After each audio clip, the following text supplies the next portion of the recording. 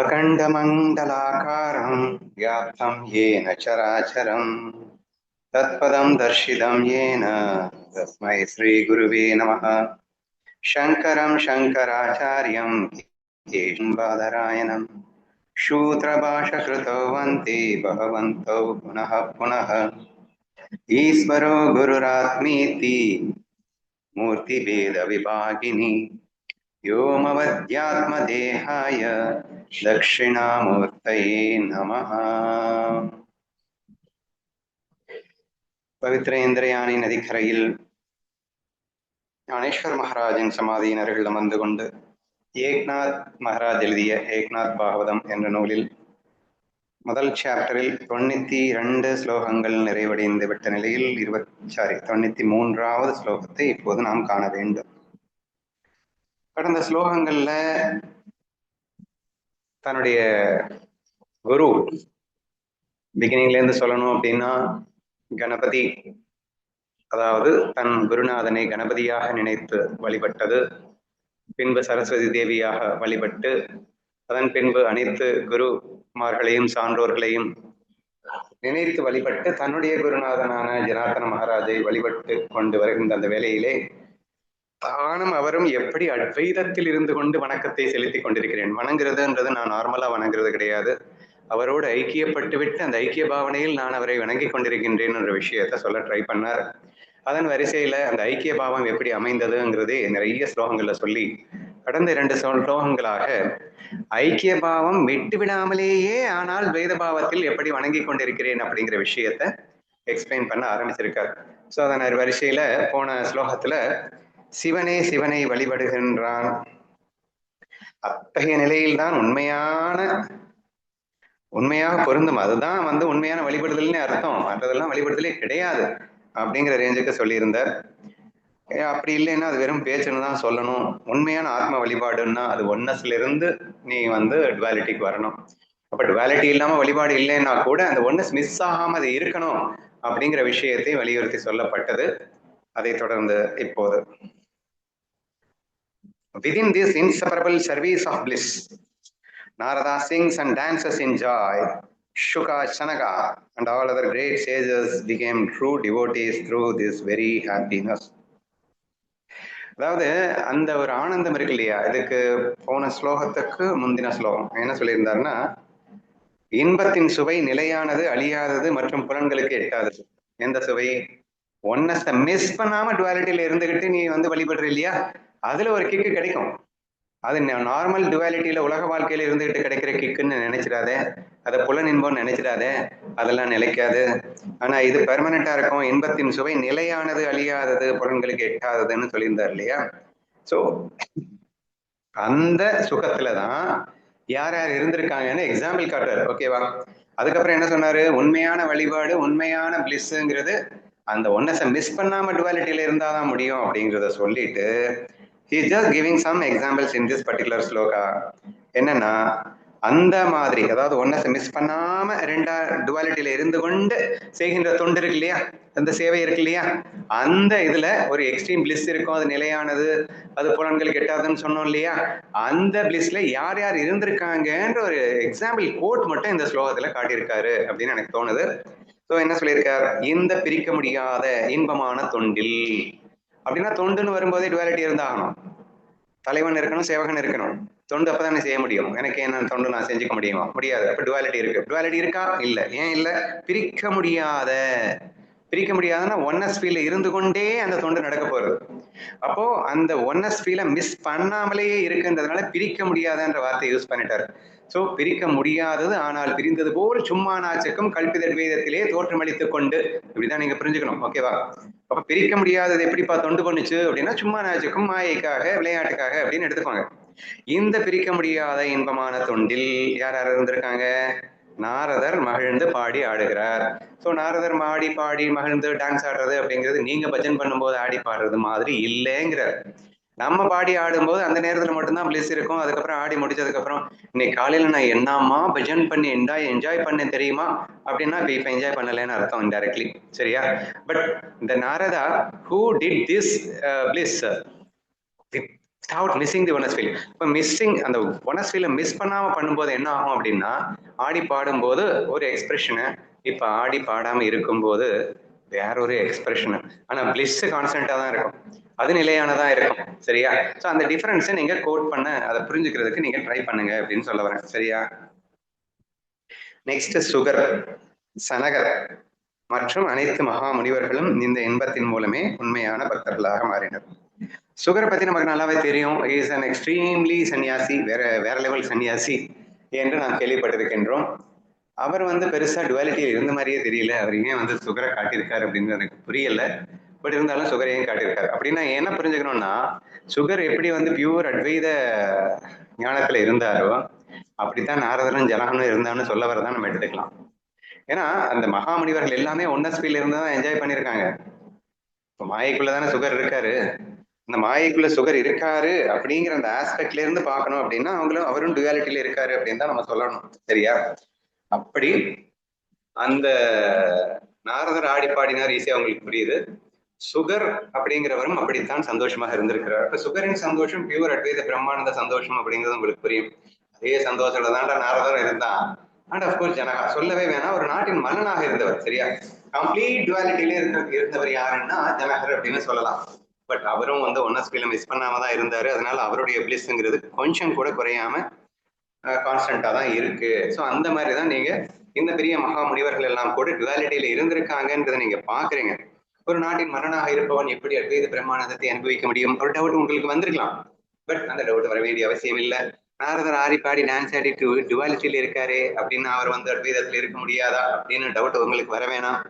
இது எப்படி அப்படின்னா, நான் எப்படி ஏக்நாத் மகாராஜோட பிணைந்த நிலையிலும் அதே சமயத்தில் நான் வழிபட்டு கொண்டிருக்கின்றேனோ, கல்பித அத்வைதமாக நான் எப்படி மாயையிலே இருந்து வழிபட்டு கொண்டிருக்கின்றேனோ, அப்படி இங்கே இந்த ஜனகர், சுகர் மற்றும் நாரதர் அப்படிங்கிறவங்க கூட ஆடி பாடி கொண்டிருப்பதாகத்தான் நீங்கள் புரிந்து கொள்ள வேண்டும் அப்படிங்கிற ஒரு விஷயத்த சொல்லி கொடுக்குறாங்க.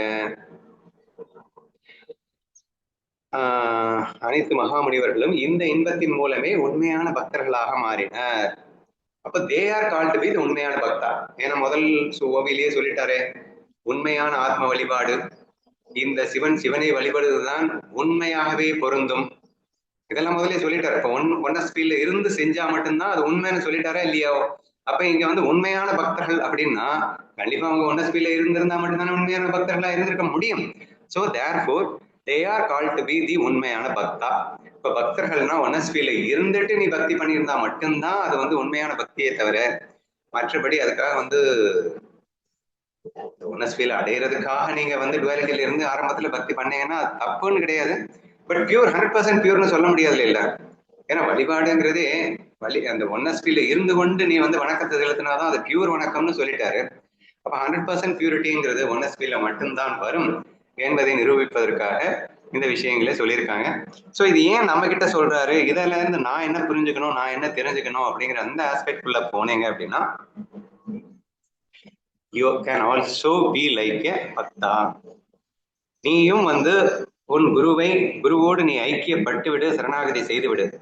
குருவோடு நீ சரணாகதி செய்த பின்னரும் கூட நீ துவைதத்தில் இருக்க முடியும். கல்பிதமாக நீ சேவகனாக இரு, பக்தனாகவே இரு.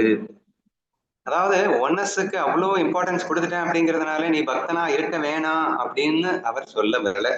ஸோ நமக்கு இங்க இன்ஸ்ட்ரக்ஷன் என்னன்னா, like Janaka and like Shuka கூட நமக்கு வேணாம், like Narada and like Janaka, you must also be a bhakta. நீயும் ஒரு பக்தனாக இரு. No matter what you do, நீ என்ன பண்ணிட்டு இருக்க, என்ன லீல பண்ற, இட் இஸ் ஆல் செகண்டரி.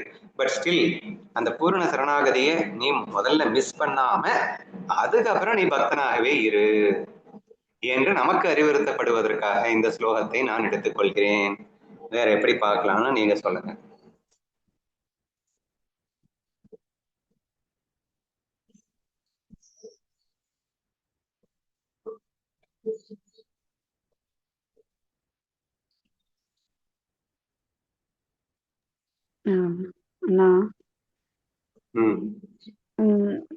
அதான் ஒன்னஸ் ஃபீல் மிஸ் பண்ணாம அப்படின்னா, இப்போ எக்ஸாம்பிள் ஒண்ணு தோணுது. இப்போ நதி கடல்ல கலந்ததுக்கு அப்புறமா கடலாவே மாறிடும்.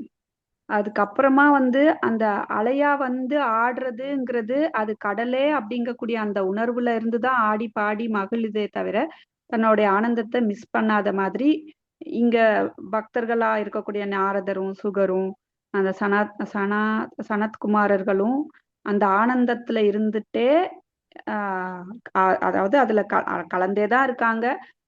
அந்த பக்தர்களா இருந்து அந்த ஆனந்தத்துல இருந்தே இந்த டுவாலிட்டியில ஆடுறாங்க அப்படிங்கிற மாதிரி புரிஞ்சுக்கிறேன். நீ ஒரு எக்ஸாம்பிள் காட்டியிருக்க ஞானேஸ்வரியில. இன்னைக்கு 1:30 மணி கிளாஸ்ல ஞானேஸ்வரி போயிட்டு இருந்தது இல்லையா?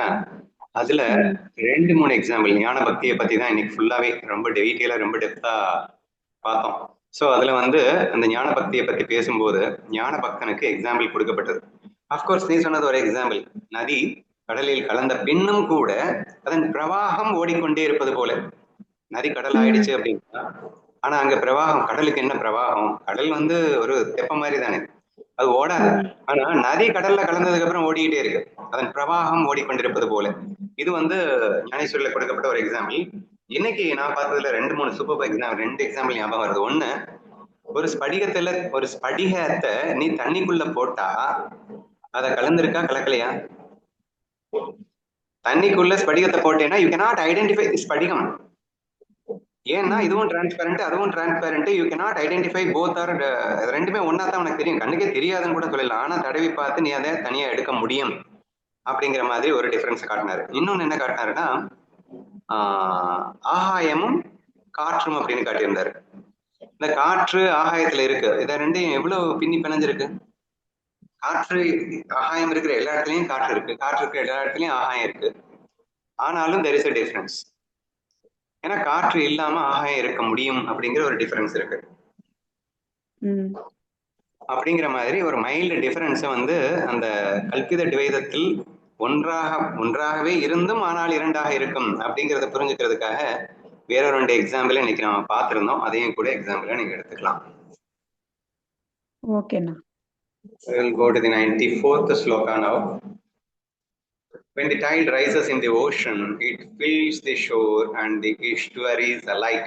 In the same way, God's divinity flows into me and makes me his true devotee.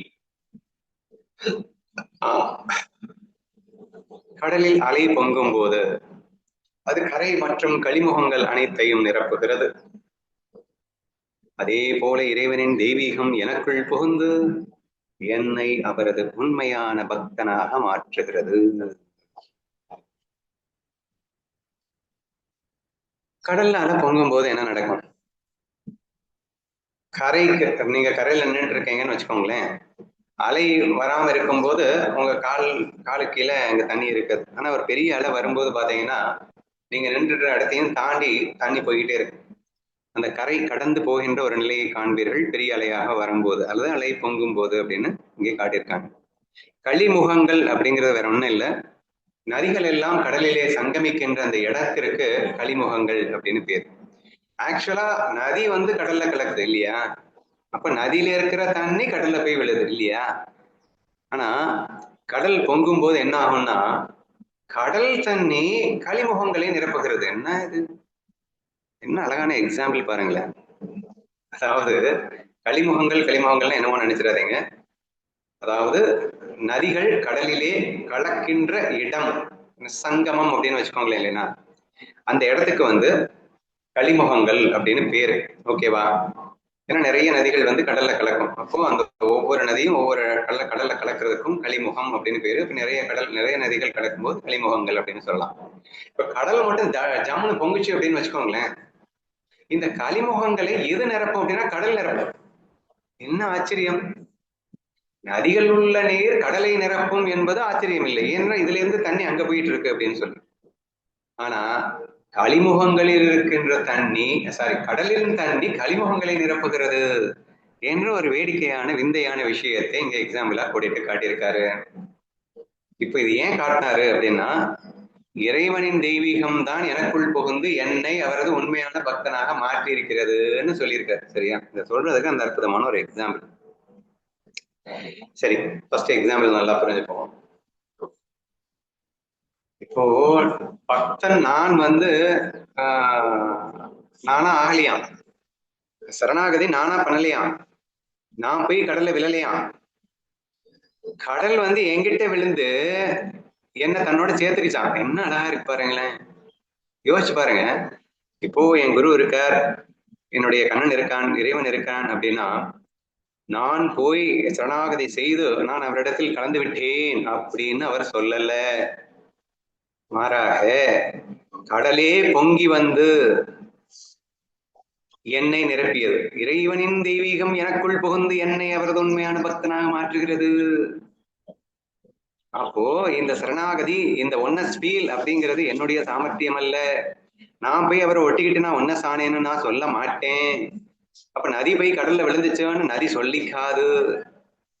கடலே பொங்கி நதியை அழைத்துக் கொண்டு தன்னோடு ஐக்கியப்படுத்தி கொண்டது. What a beautiful example. சரியா? இது எதுக்காக சொல்லப்பட்டது அப்படின்னா, நம்ம நிறைய பேசியிருக்கோம். சாஸ்திர கிருபா, குரு கிருபா, ஈஸ்வர கிருபா, அந்த கரண கிருபா அப்படிங்கிற மாதிரி நிறைய பேசியிருக்கோம். சரியா? அப்ப நான் திரும்ப திரும்ப என்ன சொல்லியிருக்கேன்னா, அன்லஸ் இந்த ஈஸ்வர கிருப்பை, குரு கிருப்பை இல்லாம ஒரு ஆணியை கூட நம்மளால எதுவும் பண்ண முடியாது அப்படின்னு நம்ம டிஸ்கஸ் பண்ணதுதான். ஆனா அதே சமயத்துல அந்த கரண கிருப்பை அப்படிங்கிறது இல்லைன்னா மற்ற 3 கிருப்பை இருந்தும் வேஸ்ட் அப்படிங்கிறதையும் டிஸ்கஸ் பண்ணியிருந்தோம். நான் இல்லைன்னு சொல்லலை. பட் இந்த இடத்துல அதை பேச வேண்டிய அவசியமே இல்லை. ஏன்னா ஏக்நாதருடைய அந்த கரண கிருபைக்கு என்ன குறை இருக்க போகிறது? அப்போ இங்க அஜ்ஞானம் அப்படி சுவடே இல்லாம தான் பேசிக் கொண்டிருக்கிறார். ஏக்நாதர் பேசும்போது தன்னை ஒரு ஜீவனாகவே அவர் பாதிக்கவில்லை.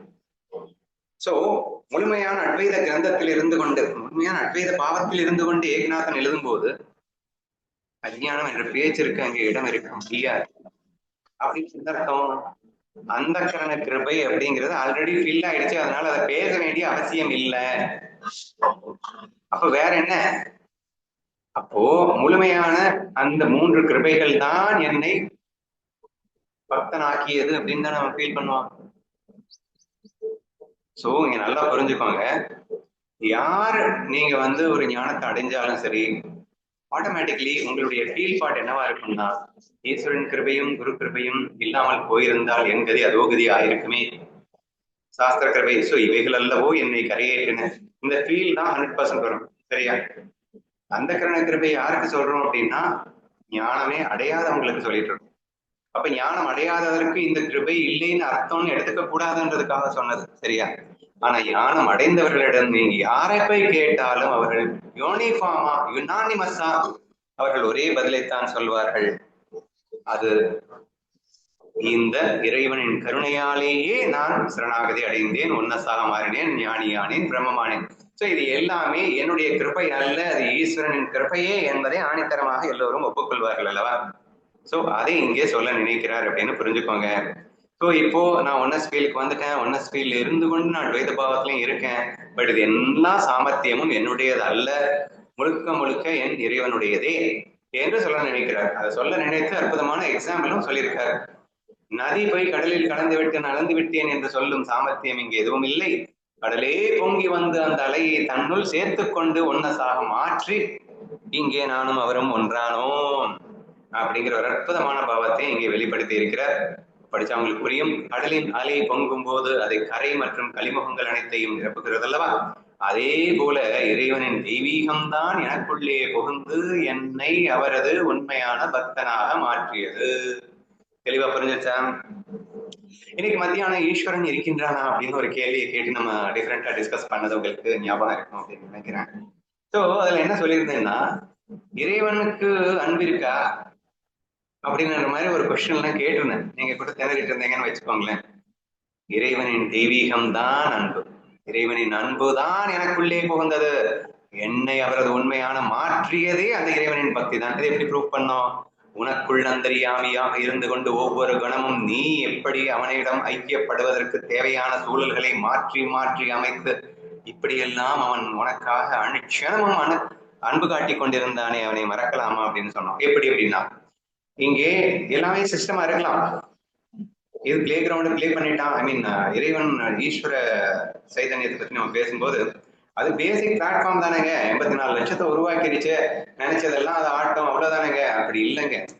He is the perfect controller of the game. நீ லூசுத்தனமா நினைச்சா கூட அதை கர்ம வினையின் அடிப்படையில் அவன் ஆட்டுகின்றான் என்பதை மறந்துவிடக் கூடாது. law of karma is the beautiful law of the Krishna அப்படின்னு அடிக்கடி சொல்லுவோம். சரியா? இந்த ஈஸ்வரனின் கிருபை என்பது அந்த கர்ம வினையிலே அடங்கி இருக்கின்றது. அப்ப சூழல்களை மாற்றி அமைக்கும் திறன் யாருக்கு இருக்குன்னா ஈஸ்வரனுக்கு மட்டும்தான் இருக்கு. நீ நினைக்கத்தான் முடியும். ஆனா நீ லூசுத்தனமா நினைச்சாலும் அந்த நினைப்ப உனக்கு அழகா, ஏன்னா சுதந்திரத்தை வேற கொடுத்துட்டான்ல. அப்ப அந்த சுதந்திரத்தையும் பறிக்காமல் ஆனால் உனது எண்ணங்களை அழகாக சுத்திகரம் செய்வதற்கு ஏற்ற அந்த சூழல்களை மாற்றி மாற்றி மாற்றி அமைச்சது. உன்னை புடம் போட்டு உன்னை அழகாக மெருகேற்றிக் கொண்டிருக்கும் அந்த இறைவனின் அன்பு இல்லாமல் போனால் உன் கதி அதோ கதி ஆகியிருக்காதா என்று நாம் பேசியிருந்தோம். சரியா? அப்ப அன்பொன்றே அந்த எண்ணை ஆட்கொண்டது. இறைவனிடம் அன்பில்லை என்று யார் சொன்னது? இறைவன் is not a system, but அந்த சிஸ்டம் கிரியேட்டர் அவன். ஒவ்வொரு நொடியும் எல்லாருக்காகவும் வேற லெவல்ல அன்பு காட்டிக் கொண்டு மகிழும் அவனுடைய அன்புக்கு ஈடு உலகில் எதுவுமே இல்லை அப்படின்னு எல்லாம் நம்ம பார்த்தோம். சோ அதை கொஞ்சம் நினைவு கூறணும் இந்த இடத்துல. சரியா? இறைவனின் தெய்வீகம் எனக்குள் புகுந்து என்னை அவரது உண்மையான பக்தனாக மாற்றுகிறது. அப்போ நீங்க என்ன ஃபீல் பண்ணணும்? இங்க டேக் என்ன, நம்ம என்ன எடுத்துக்கணும்?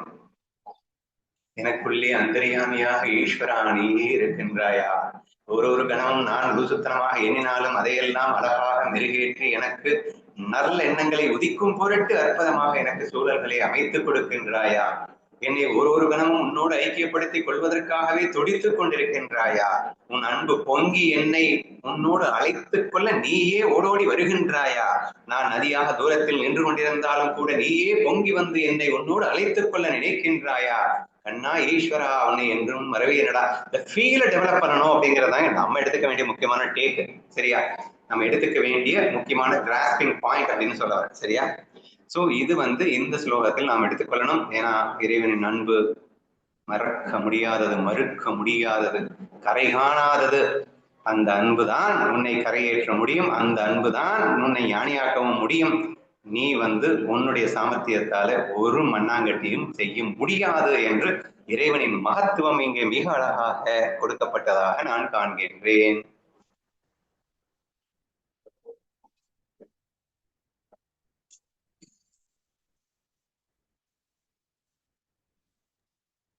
ஓகேண்ணா, புரியுதுண்ணா. 95th போயிடலாம். The ocean, the river and water are ultimately one. Yet in their meeting, the joy of worship appears even greater. See this unity where the happiness of the ocean overflows. இது ஒரு நல்ல ஸ்லோகம் தான். கடல், நதி மற்றும் நீர் ஆகிய அனைத்தும் இறுதியில் ஒன்றேதான். இருப்பினும் அவை சங்கமிக்கும் போது வழிபாட்டின் இன்பம் இன்னும் அதிகமாக தெரிகிறது. இந்த ஒருமை நிலையை காண்பீர், அங்கு பக்தி இன்பம் கரை புரண்டு ஓடுகிறது. ஏற்கனவே சொன்ன விஷயத்தை தான் திரும்ப திரும்ப சொல்லிட்டு இருக்காரு. ஆனாலும் நமக்கு கசக்க போறது இல்லை. ஒன்னஸ மெஷ் பண்ணாம நீங்க டுவாலிட்டியில இருக்கிறது மட்டும்தான் கிக்கோ கிக்குன்னு சொன்னாரா இல்லையா? The same thing is being presented here. அவர் எப்படி சொல்றாருன்னா, அதுக்காக நீ பக்தியை பண்ண வேண்டாம்னு சொல்லல. நீ டுவாலிட்டியில இருந்து பக்தி பண்ணு. ஆனா அது மிக்ஸ் ஆகும் போது, அது இறைவனோடு சங்கமிக்கும் போது அங்க கிடைக்குமே ஒரு கிக்கு, அதுதான்டா கிக்கோ கிக்கு அப்படிங்கிற. அதாவது கடல், நதி மற்றும் நீர் எல்லாம் ஒண்ணுதானடா, பேர் தானடா டிஃபரன்ஸ். பகவான் பக்தன் பேர் தானடா டிஃபரன்ஸ். ஆனா ஒன்னஸ்ல இருந்து கொண்டு பேர் டிஃபரன்ஸ் மட்டும் இருந்துகிட்டா பிரச்சனை இல்லை. ஆனா வேற வேறன்னு நினைக்கலாமா? நதி வேற கடல் வேறன்னு நினைக்கலாமா? அப்போ நதி வேறு கடல் வேறு என்று நினைத்துக் கொண்டு பக்தி செலுத்தும் அந்த இன்பத்தை விட நதியும் கடலும் ஒன்றே என்ற புரிதலோடு பக்தி செய்யும் அந்த இன்பம் தான் மிகப்பெரிய இன்பம் என்று சுட்டிக்காட்ட நினைக்கின்றார். அப்ப அதுக்கு என்ன எக்ஸாம்பிள் காட்டுறாரு? எப்படி கடல், நதி என்று நீர் மற்றும் நீர் இது எல்லாமே தண்ணி தான். ஒரே தண்ணிக்கு டிஃப்ரெண்ட் பேரு, கடல், நதி அப்படின்னு சொல்லிட்டு. ஆனா எப்படி ஒன்றோ, அனைத்தும் ஒன்றோ. ஆனா சங்கமிக்காம இருக்கும் போது டிஃபரன்ஸ் எடுத்து காட்டுறாரு. அவை சங்கமிக்கும் போது வழிபாட்டின் இன்பம் இன்னும் அதிகமாக தெரிகிறது. சரியா? நதியிலையும் தண்ணிதான் இருக்கு, கடல்லையும் தண்ணிதான் இருக்கு. ஆனா நதி கடல் அப்படின்னு வேற வேறையா பார்த்துக்கிட்டு கடல் நதியில நதிக்கிட்டு தான் போய் சேர்ந்துட்டு இருக்கு இல்லையா? ஒரு பக்தன் பகவான டுவாலிட்டியில இருந்து கொண்டு வணங்கலாம். ஆனா மெர்ஜாயும் வணங்கலாம், ரெண்டு விதமாகவும் வணங்கலாம். ஆனா மெர்ஜாய் வணங்கும் போது வழிபாட்டின் இன்பம் வேற லெவல்ல போயிடுது அப்படிங்கிறத சிம்பிளா சொல்ல நினைக்கிறாரு. அப்ப இந்த நதி தான் வேறு என்று நினைத்துக் கொண்டு கடலில் சங்கமிக்கிறது. ஆனால் சங்கமம் அப்படின்னு ஒரு விஷயம் இருக்குல்ல, சங்கமிக்கும் போது அப்படின்னு ஒரு விஷயம் இருக்குல்ல, அப்ப வேற வேற நினைக்கிற வரைக்கும் நீ வழிபட்டுட்டு தான் இருந்த. ஆனா சங்கமிக்கும் போதும் வழிபட்டுட்டு தான் இருக்க. சங்கமிக்கும் போது வழிபடுகிற வழிபாடுங்கிறது ஒன்னஸ் ஃபீலுக்கு போயிடுது. சரியா? அப்ப அதனுடைய இன்பம் வேற லெவல்ல இருக்கும், இன்னும் அதிகமாக தெரிகிறது. அந்த ஒருமை நிலையை காண்பீர், அங்கேதான் பக்தி இன்பம் கரை புரண்டு ஓடுகிறது. ஸோ ஒன்னஸ் ஃபீல்ல தான் பக்தி இன்பம் கரை புரண்டு ஓடுறதுன்னு எக்ஸ்ட்ரீமா இருக்குமே தவிர, நீங்க அதுக்கு முன்னாடி பாட்டு பாடுங்க, பக்தி பண்ணுங்க, டான்ஸ் ஆடுங்க, இது எல்லாமே பண்ணுங்க, but that will not be equal to that of the சங்கமிக்கும் போது ஏற்படுகின்ற அந்த இன்பத்திற்கு ஈடாக முடியாது. So therefore again he is insisting that oneness feel இருந்து கொண்டு நீ பக்தி செய் என்ற ஒரு விஷயத்தை தான் இந்த ஸ்லோகத்தின் வழியாகவும் அவர் நமக்கு சுட்டி காட்டுகிறார் என்பதை புரிந்து கொள்ள வேண்டும். Indirectly is also telling that அதுக்காக நீங்க பக்தி பண்ண வேணாம்னு சொல்லல, நீங்க வழிபடுங்க, ஆனா சங்கமிக்கும் போது இருக்கின்ற அந்த வழிபாட்டு இன்பம் தான் உண்மையான பக்தி இன்பம் அப்படிங்கிறத புரிஞ்சுக்கிட்டு வழிபாடு பண்ணுங்க. உங்களுடைய இன்டென்ஷன் கோல் 100% சங்கமிக்கணும்ன்ற எய்ம்ல நீங்க பண்ணுங்க. நிறைய பேர் அந்த மியூசிக் டான்ஸ் ஆடி பாடுறதுக்காகவே பக்தி பண்றவங்க எல்லாம் இருக்காங்க.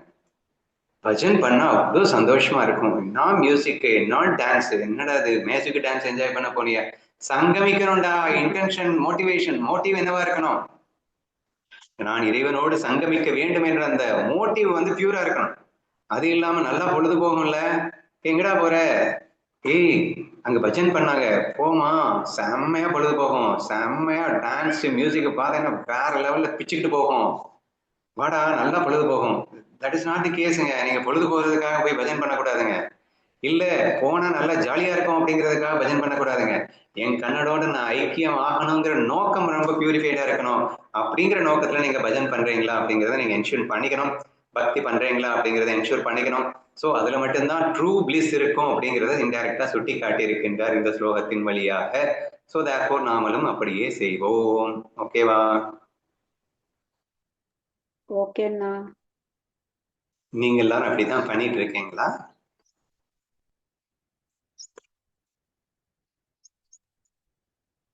இறைவனோடு ஐக்கியம் ஆகணுங்கிறது தானே பஜனையும் ஜபமும் எல்லாமுமே. ஓ அப்படியா? இப்போ மியூசிக் டான்ஸ் அது இல்லைன்னா கூட பண்ணலாமா? பண்ணலாம்ண்ணா. என்ன இருந்தாலும் மியூசிக் டான்ஸோட பண்ற சுகம் இல்லை இல்லையா? நல்லா யோசிச்சு சொல்லுங்க. அண்ணா அது ஸ்டார்டிங் ஸ்டேஜுக்கு ஓகே தான்ண்ணா. அதுக்கு அடுத்து அதுலயே நின்னா அது ஈகோ தான், அது பொழுதுபோக்கு மாதிரி ஆயிடும். அப்படியா? பின்ன எதுக்கு இந்த தம்புரா பிளஸ் கட்டா தாளு இதெல்லாம் மிகவும் தெய்வீகமாக கருதப்படுகிறது. அந்த சப்தம் தான் நம்மை அழைத்து செல்லும் அப்படி சொல்றாங்களே, அது இல்லையா பண்ணா? அப்படி எதுவுமே இல்லாம என்னத்த பஜன் பண்ணா நல்லாவா இருக்கும்? ஒரு பஜன்னாலே ஒரு மியூசிக் தானே கெத்தியம்.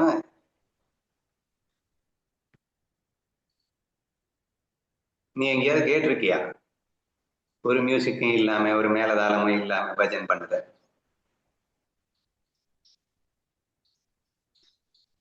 மீராபாய் கூட கையில என்னத்தையும் வச்சுட்டு தான் பாடிட்டு இருப்பாள்ல. ஆமா, மீராபாய் ஒண்ணு தம்பூரா மாதிரி ஏதோ வச்சிருப்பா. அப்போ the instrument plays a vital role in பக்தின்னு எனக்கு தோணுது. நீங்க என்ன நினைக்கிறீங்க? வெளி தெரியல, வெளி சப்தங்களை காட்டிலும் அப்படியே இந்த ஏதோ என்னமோ ஸ்ருதியா, அது அந்த ஸ்ருதியோட ஏதோ லயப்படுற மாதிரி அவங்கள அமைச்சுக்கிறாங்க. ஆனா பக்தி வந்ததுக்கு அப்புறம் எதுவுமே வேணுங்கிறது இல்லைன்னா. அப்படியா? உங்களுக்கு வந்துருச்சா? இல்லைண்ணா. அப்போ உங்களுக்கு இன்ஸ்ட்ருமெண்ட் வேணும்ல? இன்ஸ்ட்ருமெண்ட் வேணுங்கிறது இல்லைண்ணா. பக்தி வர்ற வரைக்கும் வேணும்னு நீங்க தானே சொன்னீங்க. இப்போ அதுவே அப்படின்னு இருந்தா அது அது எண்டு கொண்டு போக முடியாது, இறைவன்கிட்ட கலக்க முடியாது. இப்ப சத்சங்கத்துல என்னென்ன வச்சு நம்ம ஸ்டார்டிங் ஸ்டேஜுக்கு இது வேணும்னு பண்றோம். சொன்னீங்கல்ல, பக்தி வர்ற வரைக்கும் ஸ்டார்டிங் ஸ்டேஜுக்கு.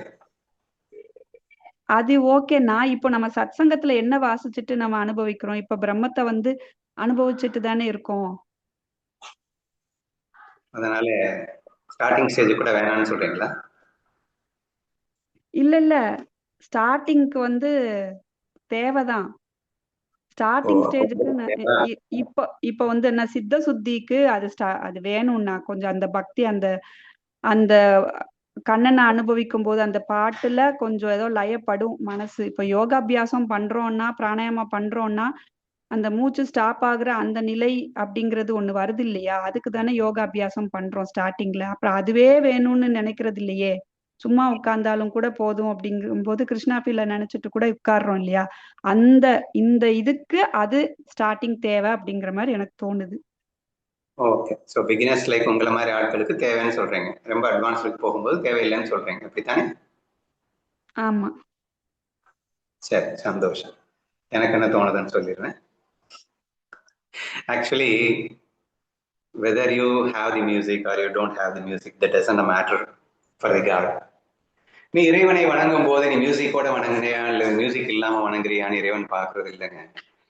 அவன் எந்த அளவுக்கு பேசியிருக்கான்னா, நீ அன்போடு எனக்கு ஒரு எல்லை அல்லது நீர் அப்படிங்கிற ரேஞ்சுக்கு அவன் இறங்கி வர்றாங்க. நீ என்ன பண்றேங்கிறது எனக்கு முக்கியம் இல்லடா, நீ எனக்கு என்ன தர்றேங்கிறது முக்கியம் இல்லடா, நீ மியூசிக்கோட பாட்டு பாடுறியா மியூசிக் இல்லாம பாட்டு பாடுறியான்றதெல்லாம் நான் பார்க்கலடா.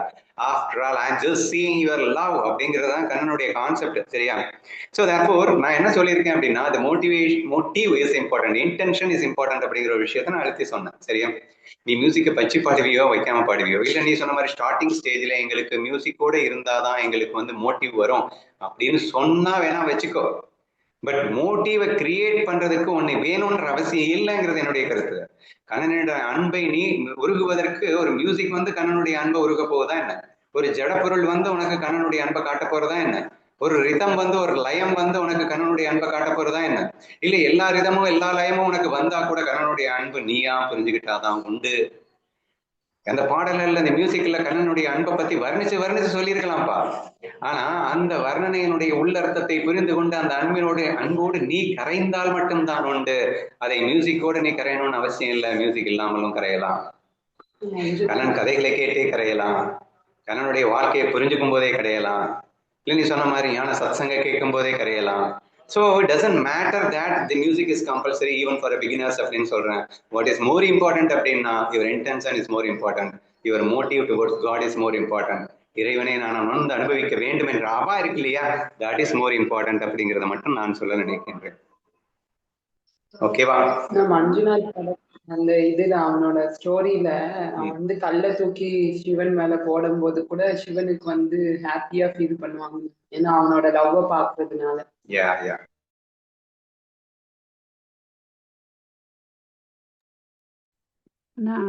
இப்போ நமக்கு பெரியவங்களுக்கு அது ஓகே, அந்த இன்டென்ஷன் அப்படிங்கிறது ஓகே தான். இப்போ இருக்கக்கூடிய ஜென்ரேஷன் பார்த்தோம்னா குழந்தைங்க செல்போன் இப்படிதான் வச்சுட்டு இருக்காங்க. இப்போ இந்த டைம்ல வந்து அவங்களுக்கு வந்து இதெல்லாம் சொன்னா கூட புரியாது. இப்போ இந்த டைம்ல வந்து அது ஏதோ சினிமா பாட்டு டான்ஸ்ன்னு அனுபவிக்கிறத காட்டிலும் ஏதோ ஒண்ணு அந்த பஜனையில போய் உட்காரும் போது அவங்களுக்கு அந்த டான்ஸ் அந்த இதுல அந்த ஜஸ்ட் அந்த டைவர்ட் ஆகும்போது அந்த பக்தி அப்படிங்கிறது வர்றதுக்கு வாய்ப்புகள் இருக்கு இல்லையா? அந்த பெரியவங்களை விட்டுட்டு சின்னவங்களுக்கு நான் சொல்றேன். அவங்களுக்கு இன்டென்ஷன் வந்து எப்படி நான் இறைவனை அடையணும் அப்படிங்கறதுல அவங்களுக்கு தோணாதே, அதுக்குதான் பிறந்திருக்கோம்னு தோணாது இல்லைன்னா.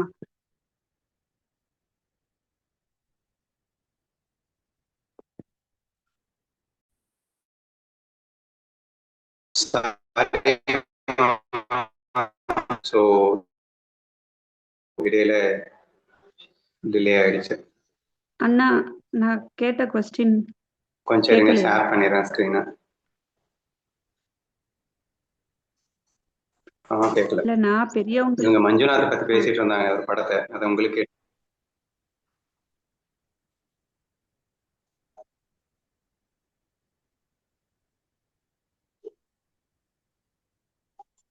கடைசியா இவ என்ன சொல்லிட்டு இருந்தா அப்படின்னா, மஞ்சுநாத் அப்படின்னு ஒரு திரைப்படம். அந்த படத்துல வந்து இந்த பக்தன் வந்து பியூர் ஹார்ட்டடா இருப்பான், சுத்த சாத்விக்ல இருப்பான். அட் தி சேம் டைம் இறைவன் லீலைகளை புரிந்து கொள்ளாத நிலையில் இருப்பான். அதனால அந்த இறைவன் ஏன் இன்னைக்கு மத்தியானம் நம்ம டிஸ்கஸ் பண்ண மாதிரியா தான் வரும் அந்த படத்துல. எப்படி அநியாயங்கள் நடக்கலாம், இறைவன் இருக்கும்போது எப்படி அநியாயங்கள் நடக்கலாம் என்ற ஒரு கோபத்திலே கடவுள் மேல், ஆனால் வேற லெவல்ல எல்லாத்தையுமே லவ் பண்ணுவான். பயங்கர லவ் ஆல் அப்படிங்கிற பிரின்சிபல் இருப்பான். ஆனா இறைவனை திட்டிக்கிட்டு பாட்டு பாடும்போது இந்த இறைவன் ஆனந்த தாண்டவத்துல குதிச்சிட்டு இருப்பார். அப்போ பார்வதி தேவி வந்து, என்னங்க உங்களை திட்டிட்டு இருக்கா, நீங்க பாட்டுக்கிட்ட ஆனந்த தாண்டவம் ஆடிட்டு இருக்கீங்க அப்படின்னா, அவன் என்ன திட்டுறாங்கிறது முக்கியம் இல்லை, அவனுடைய லவ் பாரு அப்படின்வார். ஸோ அவனுடைய பியூர் ஹார்ட்டை பாரு அப்படின்வார். அவன் கண்டிப்பா ஒரு நாளைக்கு என்ன புரிஞ்சுப்பான் அப்படின்வார். So what is more important here is very very very essential அப்படிங்கிறதுனால இந்த எக்ஸாம்பிள் சொன்னாங்க. ஸோ நம்மளும் நம்மளுடைய மனதை சுத்தம் செய்து இறைவனோடு ஐக்கியப்பட வேண்டும் என்பது பாவம் இஸ் வெரி வெரி இம்பார்ட்டன்ட் அப்படின்னு சொல்லிட்டு இருந்தோம். நீங்க என்ன கேட்டீங்கன்னு சொல்லலாம். இல்லைன்னா பெரியவங்களுக்கு அப்படின்னா இன்டென்ஷன் ஓகே. இப்போ இருக்கக்கூடிய சூழல்ல குழந்தைங்க என்ன பண்றாங்கன்னா, செல்போன் இதுதான், டான்ஸு பாட்டு இந்த ஏதோ அதுக்குள்ளேயே மூழ்குறாங்க, அதுதான் ஆனந்தம் அப்படின்னு. ஸோ இந்த பீரியட்ல வந்து அந்த பஜன் அப்படிங்கிறது அவங்களுக்கு ஹெல்ப் பண்ணதான் செய்யுது. இன்டென்ஷனலி வந்து பகவானை அடையணும் அப்படிங்கிறது அவங்களுக்கு இருக்கவே இருக்காது. நம்ம பிறந்ததோடைய நோக்கம் என்னன்னு புரியவே புரியாது, சத்சங்கமும் புரிய போறதும் இல்லை சொன்னாலும். அப்போ வந்து அது ஹெல்ப் பண்ணும் அப்படிங்கிற மாதிரி நான் சொல்ல வந்தேன். அது கரெக்டா? பெரியவங்களுக்கு ஓகே, அண்டர்ஸ்டாண்ட் ஆகுது. சின்ன குழந்தைங்களுக்குன்னா அந்த இது பாக்குறதுக்கு, அந்த டான்ஸ் ஆடுறதுக்கு இங்க வந்து இந்த பஜனையில அந்த கண்ணனுடைய அந்த லீலைகளை நினைச்சு பாடி ஆடும்போது அது ஏதோ 1-2 உள்ள போகும் இல்லையா? இதுதான் ஆனந்தமோ, இதுதான் உண்மையோ அப்படின்னு ஒரு காலகட்டத்துல புரிய வரும்ல. அதை நான் சொல்ல வந்தேன். We cannot give any guarantee for that. So அவன் எடுத்துக்கிறது அப்படிங்கிறத பொறுத்து தான் இருக்கு. அதை பியூர் இன்டென்ஷனா அணுகுனா ஓகே ஹெல்ப் பண்ணும். பட் அங்க பியூர் இன்டென்ஷன் இல்லாம போச்சு அப்படின்னா ஹெல்ப் பண்ணணும்னு கேரண்டி கொடுக்க முடியாது. கடைசி வரைக்கும் மியூசிக்லயே லயப்பட்டு பக்தி அப்படிங்கிறதே வராமலே அவங்க பஜன் பண்றவங்களும் இருக்காங்க இல்லையா? தான் we cannot give guarantee, we cannot say anything அப்படின்னு சொல்ல வரேன். என்னோட ஃப்ரெண்டுனா அவளுக்கு வந்து மியூசிக் அவளுக்கு பிடிக்கும். இப்போ மியூசிக்ல வர ராகத்துல வந்து அவ ஸ்கில்லு. அதனால அவ நம்ம என்ன பாட்டு பாடினாலும் அந்த மியூசிக் ராகத்தை மட்டும்தான் அவ பாப்பாளே தவிர அங்க இருக்கக்கூடிய இன்டென்ஷன் ஃபீல் பார்ட் வந்து மிஸ் பண்ணிடுவா. நம்ம வந்து நம்ம ஒரு ஃபீல்ல அவ பாடினா கூட அவ ராகத்தை பேஸ் பண்ணி தான் அவ கரெக்ஷன் சொல்லிட்டே இருப்பாங்க தவிர அந்த மாதிரி ராகத்திலையும் போய் லாக் ஆகாம இருக்கணும். அண்ட் ஆனா இன்ஸ்ட்ருமெண்ட்ஸ் எல்லாமே வந்து நம்மளோட பாடியிலையும் குவாண்டம் தியரியை பேஸ் பண்ணி நம்மளோட பாடியில வந்து ஒரு வைப்ரேஷன்ஸ் எல்லாத்தையுமே ஏற்படுத்தும், கெமிக்கல் ரியாக்ஷன்ஸை ஏற்படுத்தும். பட் அந்த ரியாக்ஷனை வந்து நம்ம இறுக்கி பிடிக்கணும் அப்படின்னா பெர்மனண்ட்டை நோக்கி நம்ம போகணும். மந்த்ரா சாண்டிங்ஸா இருக்கட்டும், இல்லைன்னா இன்ஸ்ட்ருமெண்டா இருக்கட்டும், ஒவ்வொரு சக்ராவையும் வந்து இன்ஸ்ட்ருமெண்ட்ஸும் ஆக்டிவேட் பண்ணும். ஸோ யோகிக் ப்ராக்டிஸ்ல வந்து சவுண்ட் அப்படிங்கிறத வந்து ரொம்ப ரிலேட்டட் சவுண்ட் சயின்ஸ் அப்படிங்கிறத வந்து எக்ஸ்பிளைன் பண்ணியிருப்பாங்க. பட் வந்து அது வெறும் ஒரு ஜடமா பார்த்து நம்ம வந்து அதை ஆசிட்டிஸ் அப்படியே எடுத்துட்டு நான் அது பண்றோம் அப்படின்னா அது வந்து பிரயோஜனமே கிடையாது. ஆசனாஸ் வந்து நிறைய பேர் எப்படி வேணா வளைக்கலாம். ஆனா ஆசனாவோட ஃபைனல் அச்சீவ்மெண்ட் அப்படிங்கிறது அனந்த சமாப்தியம், ஆனந்தத்துல போய் லயிக்கிறது. அது இல்லாம நான் என்னதான் வளைச்சு என் உடம்ப வந்து ஜிம்னாஸ்டிக் மாதிரி பண்ணாலும் அது ஆசனம் ஆகாது அப்படிங்கிற மாதிரி இதை எடுத்துக்கலாமா? ஓகேமா. So now we will go to the next OV, 96th OV. The left and right sides are two parts, but they belong to the same body.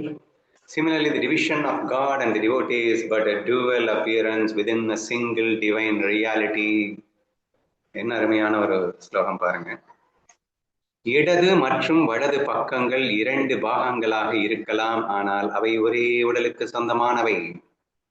என்ன சொல்லப்பட்டிருக்குன்னா, உங்க உடம்பினுடைய இடப்பாகம் அல்லது வலப்பாகம் அப்படின்னு சொல்லிட்டு நம்ம பேசுறோம் இல்லையா? உன்னுடைய லெஃப்ட்லியாடா ரைட்லியாடா அப்படின்னு நம்ம பேசுறோம். என்னுடைய லெஃப்ட் இயர்ல லெஃப்ட் ஐல அப்படின்னு சொல்லிட்டு நம்ம டிஃபரன்ஷியேட் பண்ணி காட்டுறதுக்காக இடது பக்கத்திலேயே வலது பக்கத்துலயா, அண்ணா வலிக்குதுண்ணா, எங்கடா இடது பக்கமா வலது பக்கமாடா அப்படின்னு கேட்கிறோம்.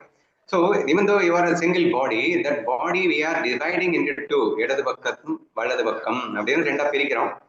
ஆனா is it really two? அங்க 2 இருக்காங்க.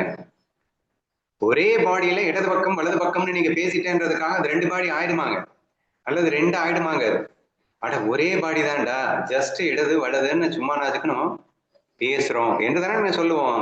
அப்போ duality is only in the மாயா அப்படின்னா பொய்யாகத்தான் அந்த டுவாலிட்டி இருக்கும், கல்பிதத்துலதான் டுவாலிட்டி இருக்கும். ஆனா ஒன்னஸ்ங்கிறது ரியாலிட்டியில இருக்கும் என்பதை புரிந்து கொள்ளணும். சரியா? ஸோ ரியாலிட்டியில ஒன்னஸும் கல்பிதத்துலதான் டுவாலிட்டியும் வர முடியும் என்பதை ஸ்ட்ராங்கல் இங்கே அந்த எக்ஸாம்பிள் அழகா காட்டுறாரு. இடது மற்றும் வலது பக்கங்கள் இரண்டு பாகங்களாக இருக்கலாம், ஆனால் அவை ஒரே உடலுக்கு சொந்தமானவை அல்லவா? அதை போலவே இறைவன் மற்றும் பக்தன் என்ற பிரிவினை ஒரே தெய்வீக உண்மைக்குள் தோன்றும் ஒரு தோற்றமே ஆகும். சோ இங்க இறைவன் பக்தன் அப்படின்னு நம்ம பிரிச்சோம், குரு சிஷ்யன் பிரிச்சோம், பகவான் பக்தன். So all these divisions are really not true. It is that single entity, just இரண்டு, அதாவது பகவானாகவும் பக்தமாகவும் சும்மா நாச்சுக்கும் தோற்றமளிக்கின்றதே தவிர அது உண்மையில் பிரிவு. உடம்பை இடது பக்கம் வலது பக்கம்னு நம்ம பேசினாலும் அது ரெண்டல்ல ஒண்ணுதான் எப்படின்னு தெளிவா புரிஞ்சுக்கிறியோ, அந்த மாதிரி இங்கே பகவானோட வார்த்தையும் பக்தன்ற வார்த்தையும் நம்ம போட்டுட்டோம் அப்படிங்கிறதுக்காக அவங்க பேர் ரெண்டு பேர் அல்ல, அவைகள் ஒன்றுதான். ஒரே உண்மைக்குள் தோன்றுகின்ற இரு தோற்றங்கள் தான் அவைகள். ஏனெனில் பிரம்மஸ்வரூபத்திலே இந்த இரண்டு தோற்றங்கள் உருவாகிறது. ஒரே பிரம்மமே பகவானாகவும் ஒரே பிரம்மமே பக்தனாகவும் இங்கே ஒரு தோற்றம் ஏற்படுத்தி கொண்டு ஒரு வேலையை, ஒரு மாய லீலையை செய்து கொண்டிருக்கிறது என்றுதான் நீங்கள் புரிந்து கொள்ள வேண்டுமே தவிர, மாறாக அங்கே பகவான் பக்தன் சப்தம் ரெண்டா இருக்குன்றதுக்காக உண்மையிலே அவர் ரெண்டு அல்ல. இடது பக்கம் வலது பக்கம்னு ஒரே பாடியில நீங்க ரெண்டு வார்த்தையை சப்தத்தை யூஸ் பண்ணிட்டேங்க அப்படிங்கிறதுக்காக பாடி ரெண்டு ஆக முடியாதது போலே, இங்கே பிரம்மத்தில் நீங்கள் இறைவன் என்றும் அல்லது பக்தன் என்றும் இரண்டாக பிரிக்கின்ற அதே வேளையிலே உண்மையில் இரண்டல்ல, அவை இரண்டும் ஒன்றேதான் என்ற அந்த அத்வைத சித்தாந்தத்தை மிக தெளிவாக இந்த ஸ்லோகம் வலியுறுத்தி சொல்லுகின்றது. டைரக்டாவே மீனிங் இருக்கு, அதனால டெப்தா நம்ம இதுக்கு மேல போகிறதுக்கு ஒண்ணும் இல்லைன்னு தோணுது. பட் என்ன நம்ம எடுத்துக்கணும் அப்படிங்கிறது வேணா நம்ம திங்க் பண்ணலாம். சோ எனக்குள் அந்தரியாமியாக இறைவன் இருக்கின்றான், நான் அவனின் பக்தனாக இருக்கின்றேன். I must feel I myself is the God and I myself is the Bhakta and I myself surrender to me அப்படின்னு புரியுதா? இங்கிலீஷ்ல பேசிட்டேன்.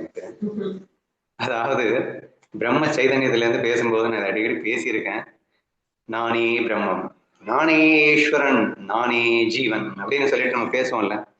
அப்படி பேசும்போது ஜீவன் தன்னை உணர முயற்சிக்கும் போது அவன் என்ன செய்கின்றான் என்றால், நானே இறைவன் நானே ஜீவன். அப்போ நானே என்னிடம் சரண் புகுகிறேன், நானே ஆன ஜீவன் நானே ஆன ஈஸ்வரனிடத்தில் சரண் புகுகிறேன். ஒன்ஸ் அந்த சங்கமம் ஏற்பட்ட பிறகும் கூட நான் இறைவன் என்று கல்பிதமாக நாங்கள் இருந்தாலும் உண்மையில் நாங்கள் இருவரும் ஒன்றே. ஏனென்றால் ஒரே பிரம்மத்தில் தோன்றிவிட்ட தோற்றம்தான் ஈஸ்வரனும் ஜீவனும். இந்த ஜீவன் ஈஸ்வரனிடத்தில் சரணடைந்த பின்னும் அங்கே இந்த தோற்றம் இருக்கத்தான் செய்யும். அந்த தோற்றம் உண்மை அல்ல, பிரம்மஸ்வரூபம் மட்டுமே உண்மையாக இருக்க முடியும் அப்படின்னு பேசுனதை கொஞ்சம் நினைவுபடுத்தி பார்த்தீங்கன்னா உங்களுக்கு புரியும். ஸோ வாட் இஸ் நம்ம என்ன புரிஞ்சுக்கணும் அப்படின்னு சொன்னா, நான் பிரம்மம்னு புரிஞ்சுக்கிறது பத்தாது, நான் இங்கே ஈஸ்வரனும் நானே, ஜீவனும் நானே, பிரம்மமும் நானே. அப்ப இந்த ஜீவனானவன் ஈஸ்வரனோட முழுமையாக சரணாகத நிலையில் இருந்து கொண்டு, அப்கோர்ஸ் நீங்க ஜீவ பிரம்ம ஐ மீன் ஜீவன் ஈஸ்வரன் அப்படிங்கிற அந்த பக்த பகவான் வேஷம் போட்டு என்ன வேணா விளையாடுங்க, வேண்டான்னு சொல்லல. But what is more important அப்படின்னா, ஆஃப்டர் சரணாகதி you can play like anything. அங்கே இரண்டு இருக்கும், ஆனால் இருக்காது. ஏன்னா நீங்க சரணாகதிக்கு வந்துட்டீங்கன்றதுனால என்றும் கூட நாம எடுத்துக்கணும். சரியா? ஸோ வி ஷுட் நெவர், பகவானை விட்டு நம்ம பிரிஞ்சிடக்கூடாதுன்னு அர்த்தம். நம்மளுடைய இடது பக்கம் பாடி நம்ம என்ன, நம்மளுடைய வலது பக்கம் பாடி பகவான். எப்படி இந்த ரெண்டு பிரிக்க முடியாதோ அப்படி பகவானும் பக்தனும் பிரிக்க இயலாமல் இருக்கின்றார்கள்னு புரிஞ்சுக்கணும். அதனாலதான் சொன்னேன் எனக்குள்ளதான் ஈஸ்வரன் இருக்கான் அப்படின்னு. அதுதானே உண்மை, 100% சத்தியம் தானே இது. பகவான் வேற நான் வேறே அங்க. அப்போ எனக்குள்ள அந்தரியாமியாக இருக்கும் அந்த ஈஸ்வரனிடம் நானே சரண் புகுவது அப்படிங்கிறது தான் அந்த பியூர் ஒன்னஸ் ஃபீல்ட்ல நம்ம புரிஞ்சுக்க வேண்டிய ஒன்றாக இருக்கும் என்று எடுத்துக்கொள்ளலாம். நான் இன்னைக்கு மெசேஜ் பொருந்துமான்னு பாருங்க. எதுவும் உருவாக்கப்படவில்லை என்றால் இந்த அனுபவம் எப்படி? அதுக்கு பதில் இது என் மனதால் அல்லது கற்பனையால் உருவாக்கப்பட்ட உண்மை இல்லாத ஒரு தோற்றம். மனம் இருக்கும் வரை ஒரு கனவு போல தோன்றும். ஞானிகள் தங்களது சொரூபானந்தமே மனதில் பிரதிபலிக்கின்றது என்று உணர்கிறார்கள். ஆனால் அஞ்ஞானிகள் சொரூபத்தை மறந்ததால் மனதின் அனுபவத்தை உண்மை என்று நம்பி துன்பப்படுகிறார்கள். 100% ஷூட் ஆயிடுச்சு. இன்னைக்கான குட் மார்னிங் மெசேஜ் 100% இதுதான் ரெஃப்ளெக்ட் பண்ணுது. ஸோ இருப்பது ஒன்றுதான், ஜஸ்ட் ரெண்டாக அது ரெஃப்ளெக்ட் ஆயிட்டு இருக்கு அப்படிங்கிறதுனால உண்மையில ரெண்டு கிடையாது. அப்போ உண்மையில் தோற்றம் தான், உண்மை கிடையாது. தோன்றுவைகள் எல்லாம் உண்மை அல்ல. ஏன்னா ஃபர்ஸ்ட் போன மெசேஜ்ல, நேற்று மெசேஜ்ல வந்து எதுவுமே வந்து உருவாக்கப்படவில்லைன்னு சொல்லியாச்சா. உருவாக்கப்படவே இல்லைன்னா அப்புறம் இதெல்லாம் என்னது அப்படின்னு ஒரு கேள்வி வரும்ல. அந்த கேள்வியை இன்று நம்ம கேட்டுட்டு, உண்மையில உருவாக்கப்படலடா, அது பொய்யாக தோற்றமாக இருந்து கொண்டிருக்கிறது. இதை உணர்ந்தவன் ஞானி, அதை உணராமல் அஞ்ஞானத்தில் சிக்கொண்டு மனதிலே சிக்கொண்டு மன அனுபவம் வேறு என்று நினைக்கின்றான். அப்படி டுவாலிட்டி அப்படின்னு உண்மையிலே நினைச்சான்னா அவன் அஞ்ஞானி என்ற போர்வையிலும், இல்லை அது இரண்டாக தோற்றமளித்த போதும் கூட உண்மையில் ஒன்றே, அது மனம் எனும் மாயையால் இங்கு இரட்டைகள் தோன்றுகின்றன என்ற தெளிவோடு புரிதலோடு அவன் வாழ்ந்து வருவானே, ஆனால் அவன் ஞானி என்றும் அழைக்கப்படுகிறார்கள் என்று சொல்லி இருந்தோம். ஸோ இங்கே அதுதான் வலியுறுத்தப்பட்டிருக்கு. இங்கே இவரை பொறுத்த வரைக்கும் அஞ்ஞானம்ன்ற ஸ்டேட்மெண்ட்டை கொண்டு வர்றதில்லை. ஸோ அவர் அந்த ஒன்னஸ்பியில இருந்தே தெளிவாக இதை பேசி இருக்கின்றார் என்று எடுத்துக்கொள்ளலாம். Okay ma'am. 97. In the same way, Janardhana has claimed me as his own and made me his devotee. Now it is he who acts through my body, speech and mind in every way. மேல சொன்னது எக்ஸாம்பிளா, அதுக்கு சித்தாந்தமே இங்கதான் வருது. அதே போல, எதே போல, மேல பார்த்த அந்த எக்ஸாம்பிள போல, எப்படி இடது பக்கம் வலது பக்கம்னு ரெண்டு பாகங்கள் ஒரு பாடியில இருக்க முடியாதோ அது மாதிரி பகவான் பக்தன் இருக்க முடியாதுன்னு சொன்னார் இல்லையா. அதே மாதிரி அதே போல இங்கே ஜனார்தனரும் நானும் இருக்கின்றேன்னு சொல்ல வர்றாரு. ஆனா அப்படின்னா அங்க கூட இந்த ஈகோ இல்லாம சொல்ற விதம் பாருங்களேன் எவ்வளவு அழகா இருக்குன்னு. அப்படி நானும் ஜனார்தனும் இருக்கேன் அப்படின்னு சொன்னா கூட ஈகோ தானே. அப்படி ஜனார்தனர் என்னை அப்படி வைத்திருக்கிறாரா, என்ன அழகா சொல்றாரு பாருங்க. அதே போல ஜனார்தனர் என்னை சொந்தமாக்கி கொண்டு என்னை தனது பக்தனாக அவர் மாற்றினாராம். அப்படி நாங்க ரெண்டு பேர் இருக்கோம் அப்படின்னு அவர் சொல்லலைங்க. ஜனார்தனர் இப்படி என்னை வைத்திருக்கின்றார் பக்தனாக. இப்போது எனது உடல், வாக்கு மற்றும் மனதின் மூலம் அனைத்து விதத்திலும் அவரே செயல்படுகிறார். அப்போ நம்ம என்ன சொல்லுவோம்னா, எனது மனம் என்னும் மாயையால் நானே உலகமாக பிரிந்தேன், அப்ப இங்கே தென்படுவதெல்லாம் நானே அப்படின்னு சொல்லும் போது அந்த ஞானத்துல இருந்து பேசுறோம் இல்லையா. இவர் பக்தியில இருந்து அதையே சொல்றாரு. ஜனார்தன மகாராஜ் தனது மனம் என்னும் மாயையால் இந்த உலகத்தை விரித்தார், இரண்டாக விரித்தார். அதில் ஏக்நாத் என்று இன்னொன்றையும் விரித்தார். அந்த ஏக்நாதனை, அதாவது தன் மனம் என்னும் மாயையால் ஏக்நாத்தாக விரிந்த அந்த ஏக்நாத் என்ற அந்த பாடிய தனது பக்தனாக, தனக்கே பக்தனாக மாற்றினார். விளைவாக அந்த உடல், ஏக்நாத் என்னும் உடல், வாக்கு, மனம் இவைகள் எல்லாமே யாரால் செயல்பட போகிறது? இந்த ஜனார்தன மகாராஜால் செயல்பட போகிறது. சோ ஏனென்றால் அவர் மனம் என்னும் மாயையிலே உருவாக்கப்பட்ட உலகத்திலே தோன்றியவன் தான் இந்த ஏகநாதன். இது வெறும் தோற்றம்தான். உண்மையில் நானும் அவரும் ஒன்றேதான். அந்த தோற்றத்திலே என்னை பக்தனாக தோற்றுவித்துக் கொண்டு அவர் தனக்கே தான் சேவை செய்வது போன்ற ஒரு பாக்கியத்தை எனக்கு கொடுத்திருக்கின்றார். எனக்குன்னு கூட சொல்லக்கூடாது, தனக்குன்னு தான் சொல்லணும். ஆனா பக்தியில் எப்படி பேசுறதுன்னு எனக்கே தெரியல. சரியா? இப்படி மற்றும் மனதின் மூலம் அனைத்து, எனது உடல், வாக்கு மற்றும் மனதின் மூலம் அனைத்து விதத்திலும் அவரே செயல்படுகிறார். என்னையா அது? இப்ப இவர் வழிபாடணும், இவர் தொண்டு பண்ணணும், இவர் தானே வந்து அவருக்கு சேவை செய்யணும்னு நினைச்சாரு. இப்ப இவர் உடல், வாக்கு, மனதின் மூலமா அவரே செயல்படுகிறாரு. அவரே அவர் வணங்கிக்கிறாரா? அவரே அவருக்கு தொண்டு செஞ்சுக்கிறாரா? இன்னும் அவரே அவரை பண்ணிக்க போறாரா? என்ன இப்படி சொல்லிட்டாரு கடைசியில? வேற எப்படி சொல்றது தெரியலையே. How to tell them? எப்படிங்க சொல்ல முடியும்? இப்ப நான் அவரோட ஐக்கியமானேன், நான் அவருக்கு பக்தனாக கல்பித வேதத்தில் வந்தேன், நான் அவருக்கு சும்மா நாசகம் சேவை செய்கிறேன்னு சொன்னா கூட அகங்காரமா வந்துருப்பாரு. அதனால இவர் கல்பித வேதத்துல அகங்காரம் இருக்க சான்ஸே இல்லதான். ஆனா அப்படி கூட அவர் சொல்லலைங்கிறேன். நானும் அவரும் ஐக்கியமானோம், கல்பிதமாக நானும் அவரும் இரண்டாக பிரிந்திருக்கின்றோம் அப்படின்னு சொல்ற இடத்துல நான் எனது குருவாக, நான் சிஷ்யனாக அப்படின்னு அவர் சொல்ல நினைக்கல. எனது ஜனார்தன மகாராஜ் அவரே உலகமாக விரியும் போது ஏக்நாத்தாக அவர் மனதிலிருந்து என்னை விரித்து என்னை பக்தனாக மாற்றி என் உடல், மனம், வாக்குகளை அவரே இயக்கி இப்போது நான் செயல்படுகிறேன்னு சொல்லல, செயல்படுகிறார்னு தான் சொல்ல வேண்டியது இருக்கு.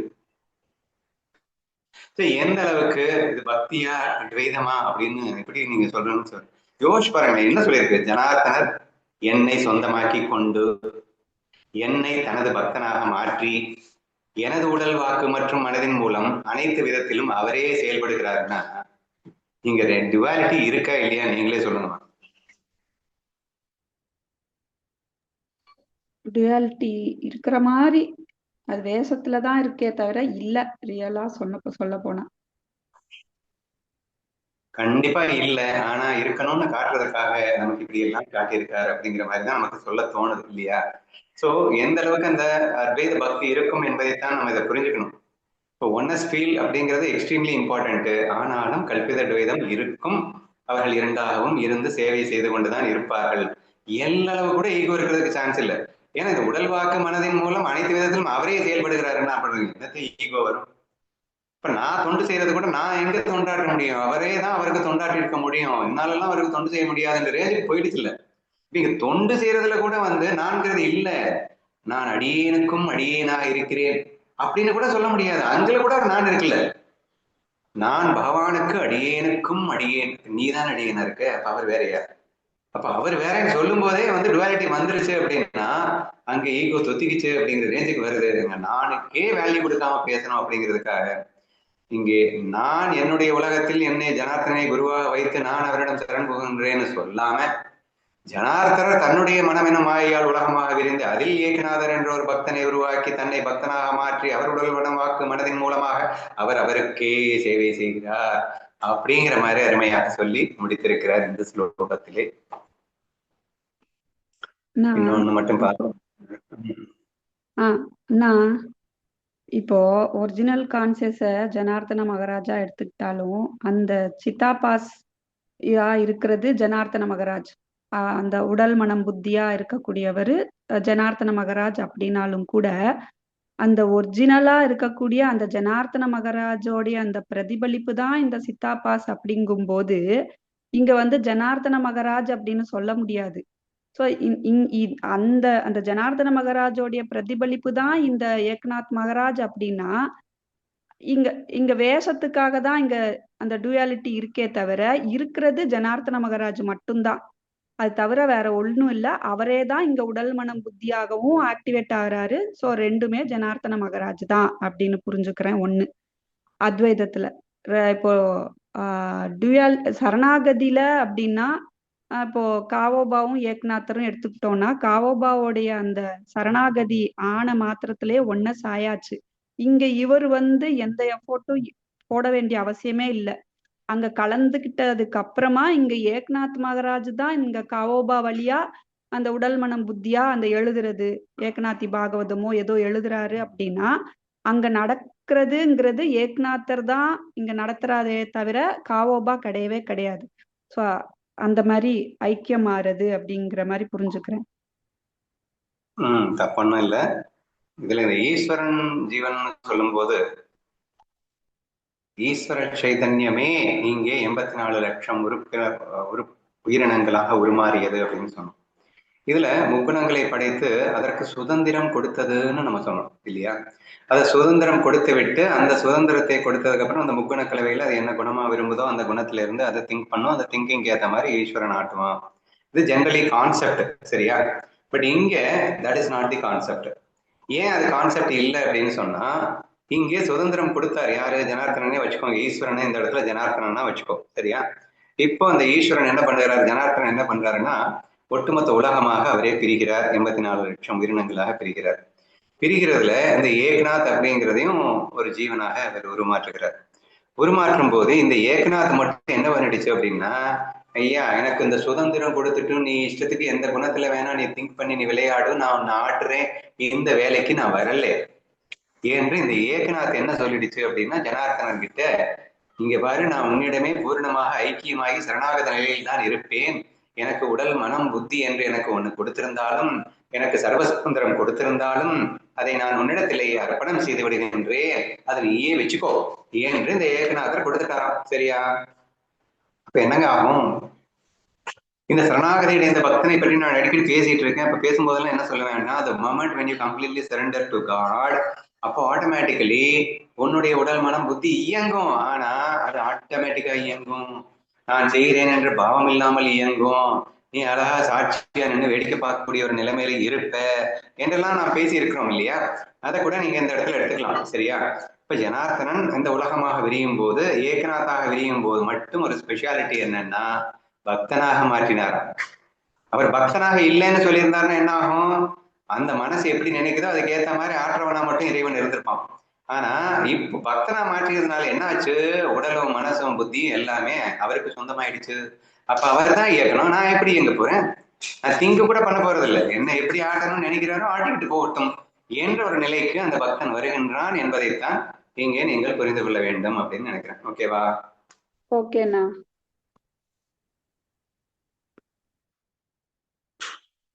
இன்னொன்னு பார்த்துடலாமா? போதுமா? 26 ஆயிடுச்சு. சும்மா மட்டும் படிச்சு வைக்கிறேன். The bliss of the self has emerged through his mouth and manifested before his eyes. See it is he who through discrimination causes his commentary to be written. இப்படித்தான் இந்த ஜனார்த்தன மகாராஜே ஏகநாத்தாக மாறிக்கொண்டு இந்த கிரந்தத்தை எழுத போறாராமா. ஆத்மாவின் பேரின்பம் அவரது வாயின் வழியே தோன்றி என் கண்களுக்கு முன்னால் வெளிப்பட்டது. காண்பீராக விவேகத்தின் மூலமாக இந்த நூல் விளக்கத்தை எழுத வைப்பவர் அவரே அப்படின்னு சொல்லியிருக்காரு. என்ன நாளைக்கு பார்க்கலாம். அண்ணா அது கலிமுகம்னு சொன்னீங்கல்ல, அது எனக்கு புரியல. ஏதோ சங்கமம் அப்படின்னு சொன்னீங்க. இந்த ஃபர்ஸ்ட் 94th ஓவி. நதியும் கடலும் சங்கமிக்கிற இடத்துக்கு பேரு கலிமுகம்னு சொன்னேன். எத்தனை தடவை சொன்னேன்? ஓகே. அதனால அப்பதான் கடல் பொங்கி வந்து கடல் வந்து நதியை பிடிச்சி இழுத்துக்கிட்டு சேர்த்து ஐக்கியமாக்கி கிடிச்சான். கடல் பொங்கி வந்து அப்புறம் அது களிமுகம்ன்றதான் பொங்கி வந்து பிடிக்க முடியும். அப்புறம் காசியில இருக்கிற நதி கிட்ட கடலா போயிட்டு வந்து பொங்க முடியும். எங்க கடலோட மெர்ஜாகிற இடம் இருக்கோ அந்த இடத்துல கடலையே வந்து பிடிச்சி இழுத்துக்கிச்சு அப்படின்னு சொல்ல நினைக்கிறாரு. நான் போய் அங்க கலந்துட்டேன்னு சொல்ல நினைக்கல. சோ அதுக்காக சொல்லப்பட்ட வார்த்தை தான் அது. சரி.